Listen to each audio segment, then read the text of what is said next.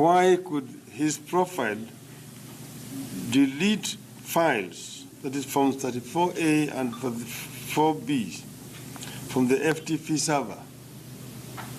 Who granted these privileges? And what did Saffron do when they noted this violation?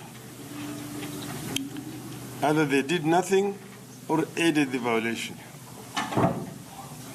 Saffron's complicity in this fraud extends beyond just hacking, but willfully allowing gross violations of the IBC ICT user policy. Does Saffron deny that only 2 out of the 40,883 KIMS kids transmitted data for the entire election? Only 2 out of 40,883 did transmit data. This is also in the IBC logs. As a professional firm in the business of conducting elections, aren't they culpable if they stand by as their system is grossly abused with their full knowledge and input? Yet, as things stand today, the firms are preparing for business as usual in a fresh election. Another single-source firm, Al Ghurair Printing and Publishing, whose track record of supplying ballot papers in nearly all elections in Africa, where the will of the people has been manipulated and overthrown, is on standby again, ready to print ballot papers. When the IBC chairman raised questions with Mr. Chiloba, including why his Chibukati's account was created and used to undertake 9,934 transactions in the IBC server without his knowledge and consent, why 595 polling stations failed to send any presidential results, while 682 polling stations had identical numbers of rejected votes, we heard from the Deputy President that Chiloba had answered. From the Deputy President. Neither NASA nor the Kenyan public knows that Chiloba had responded. Only Jubilee knows. This is disturbing, but easy to understand. IEBC and Jubilee are partners in crime. The two need each other. If Jubilee is in power, it will protect the co-conspirators and fraudsters in the IEBC. Those IEBC officials have every reason to protect Jubilee as their only source of protection.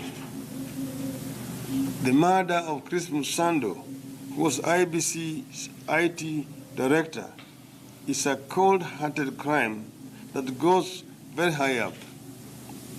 IEBC and Jubilee are partners in this murder.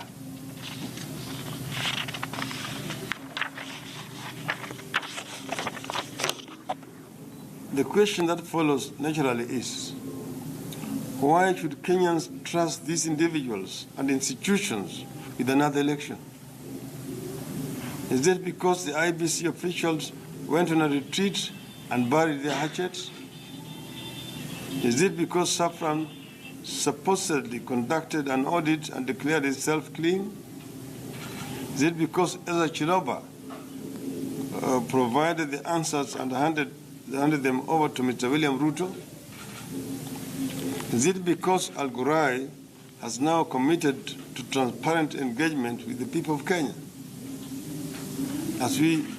Are we counting on the very institutions and individuals who participated in a coup against the people of Kenya and tried to install a defeated candidate as a winner to ensure an accountable counting, tallying, transmission, and transparency of results? Our answer is no.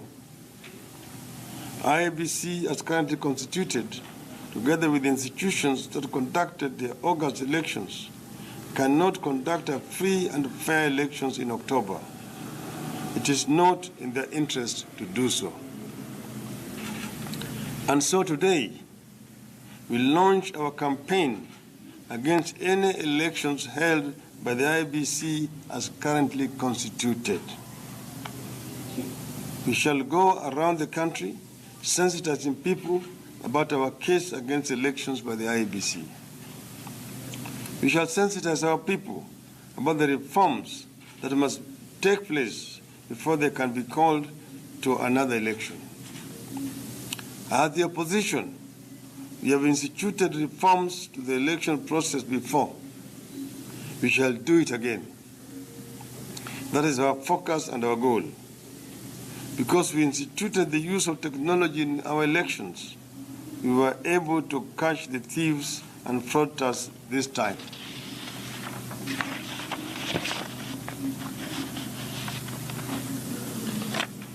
That made Kenya the first country in Africa and the fourth in the world to have a presidential election declared invalid, null and void, due to illegalities and irregularities in the electoral process.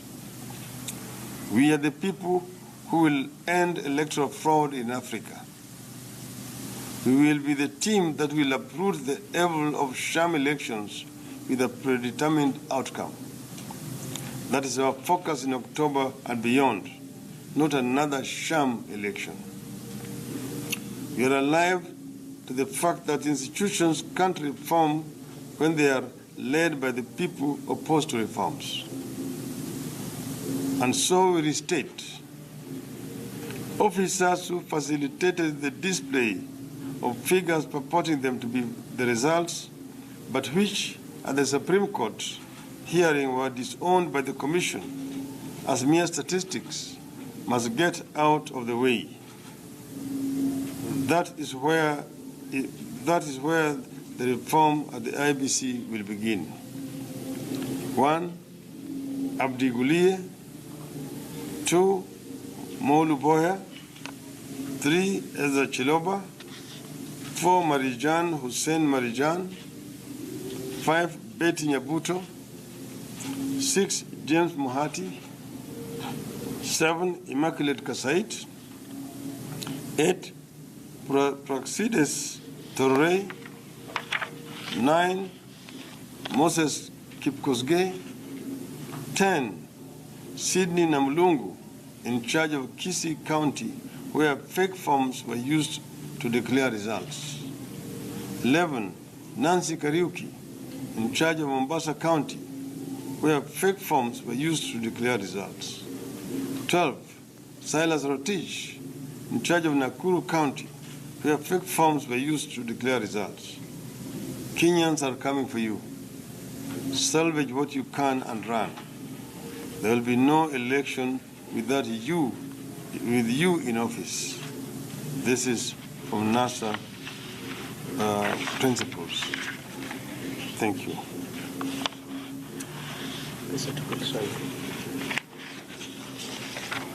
Kwa muktasari kwa Kiswahili, sisi kama the National Super Alliance NASA principles led by